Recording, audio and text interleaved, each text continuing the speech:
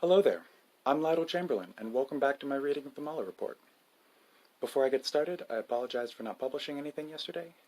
I had to take care of a family emergency, and as much as I love my hometown, the Wi-Fi in Narnia is terrible. Aslan, if you're watching this, it's 2019. Get it together. Approve Queen Susan's plan for high-speed fiber optic. We'll be starting off today at the bottom of page 8 with the section labeled The Special Counsel's Charging Decisions. As before, I'll be indicating all of Attorney General Barr's redactions with the little silver bell. And if you want to jump to a specific page, there are quick links for that in the description below.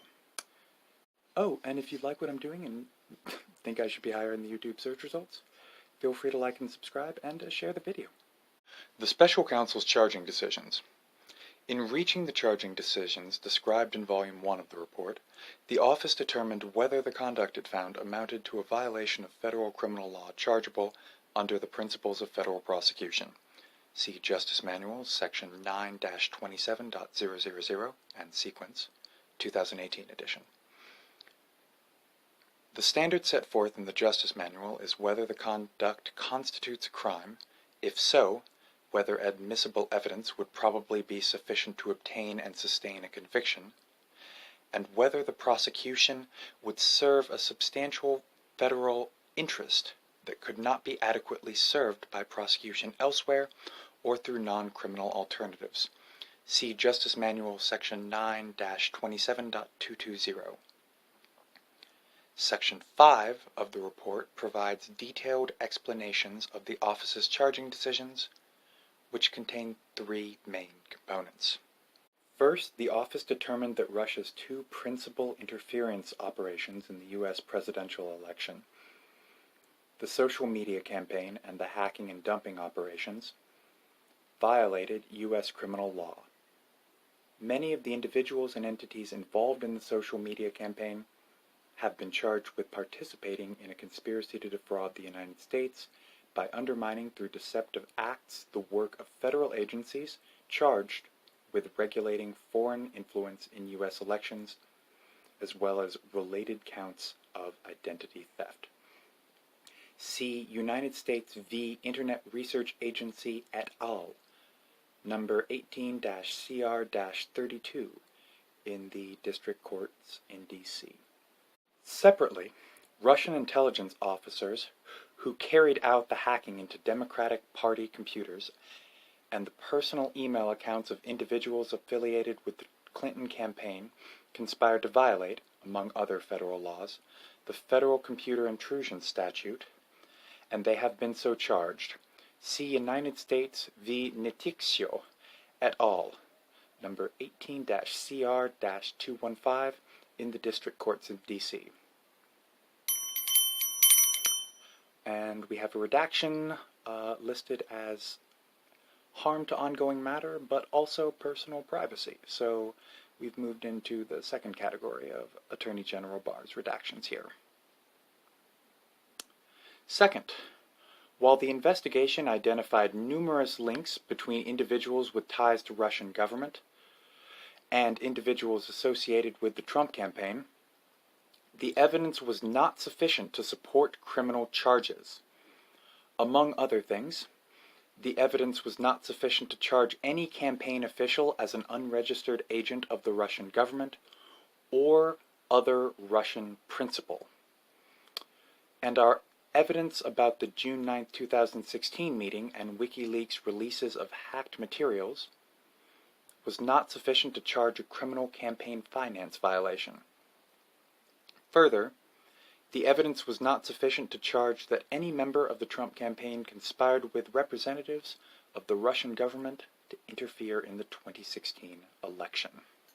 Third, the investigation established that several individuals affiliated with the Trump campaign lied to the Office and to Congress about their interactions with Russian-affiliated campaigns and related matters.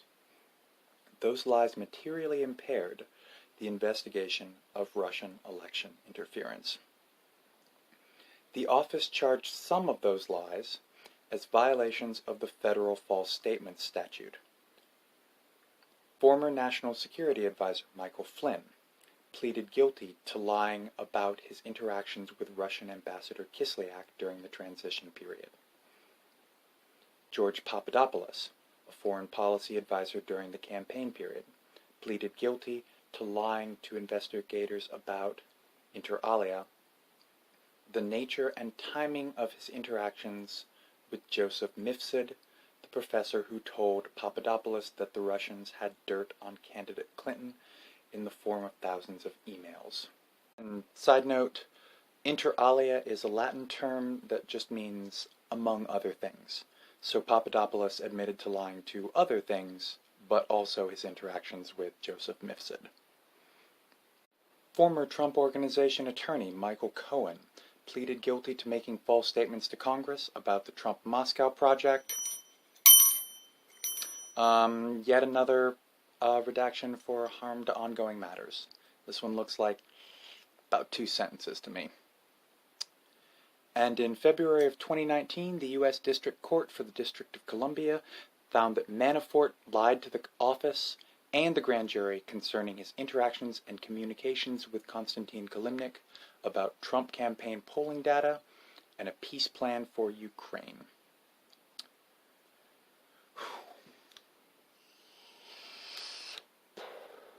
We're on to page 10 now, so we're making our way.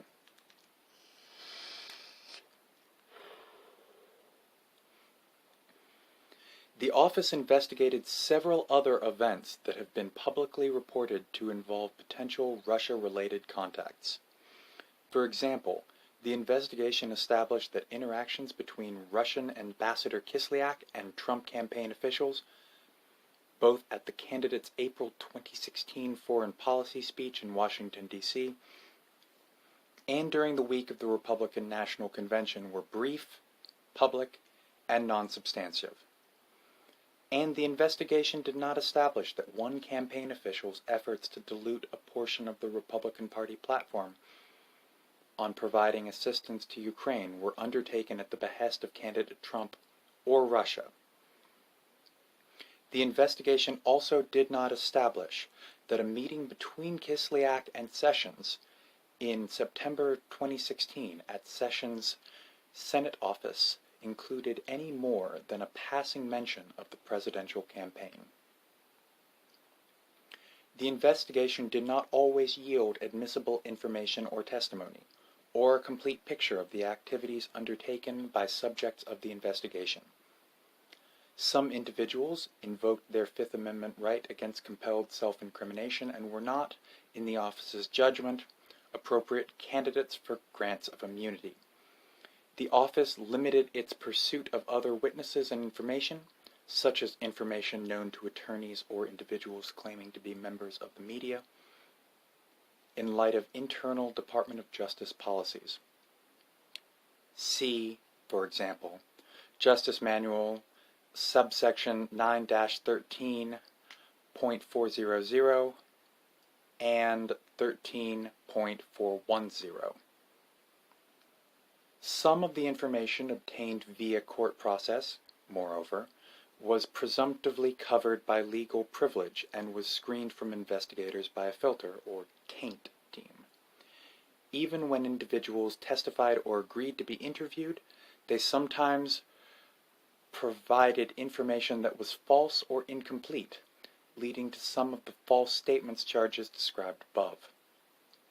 And the office faced practical limits on its ability to access relevant evidence as well.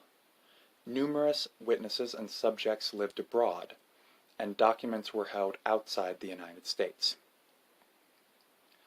Further, the office learned that some of the individuals we interviewed or whose conduct we investigated, including some associated with the Trump campaign, deleted relevant communications or communicated during the relevant period, using applications that feature encryption or that do not provide for long-term retention of data or communications records. In such cases, the office was not able to corroborate witness statements through comparison to contemporaneous communications, or fully question witnesses about statements that appeared inconsistent with other known facts.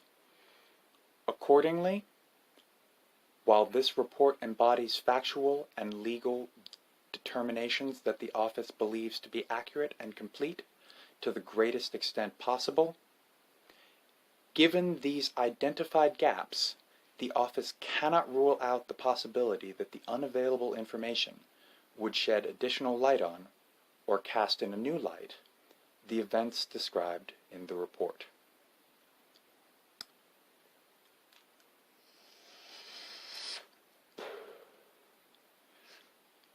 Okay, well, this video was really fast. So I'm just going to skip any long statements on the end and just get started working on the next one.